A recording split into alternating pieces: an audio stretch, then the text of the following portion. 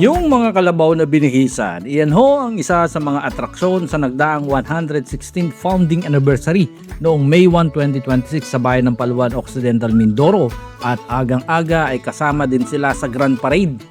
Etong isa, bukod sa pinta sa mukha, may kapa din na inilagay sa katawan. Meron din sa paa na parang sasayaw ng Macarena.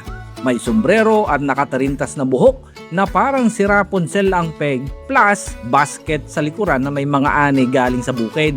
Sunod ito na may saranggola ata sa likod. Simple lang ang ayos niya pero may nakalagay na pulang ribbon sa buntot at sa paglalakad para bagang lilipad sa alapaap. Kasunod naman ay may kulay berde at dilaw, tipong ethnic lang ang datingan dahil mga tela na habi naman ang dala na hitsura pa lamang ay katutubo na ang sa gilid ay may basket na mayroong bunga ng siniguelas. Sa likod o ibabaw ay may palay at sa lakab ata iyan na panghuli ng isda. Ito naman namumula, may dekorasyon ng talong at pinagpungusan ng tuyong palay. At may korona pa ha, nagawa sa tinuhog ng mga sibuyas.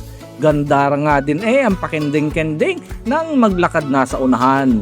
Abay, Pasko naman ho ang naalala ko sa kalabaw na ito. Sa dami ng ribbon ay parang isang malaking regalo na kailangan kong mabuksan at magpasalamat kay Santa Claus. Aaminin ko ho talaga itong hirapon silang aking paborito. Ay kakit alam kaya ng mga kalabaw na ito ang kanilang hitsura? Marami na rin tayong nakikita sa social media ng mga binihisang kalabaw ang ipinaparada. Huwag na naman sanang pag-isipan pa na animal cruelty ito, pero sa pagkakaalam ko ay pagpupugay at pagpapasalamat din sa mga kalabaw sa kanilang walang kapantay na pagtulong sa bukirin. Ang ibig sabihin ng Paluan sa kanilang ganitong programa ay nariyan nga ang mga opisyalis ng bayan para piliin ang natatanging binihisang kalabaw. Ay salamat din ho at ako'y nakasaksi din sa inyong programang ito. Ay siya, dyan ho muna kayo.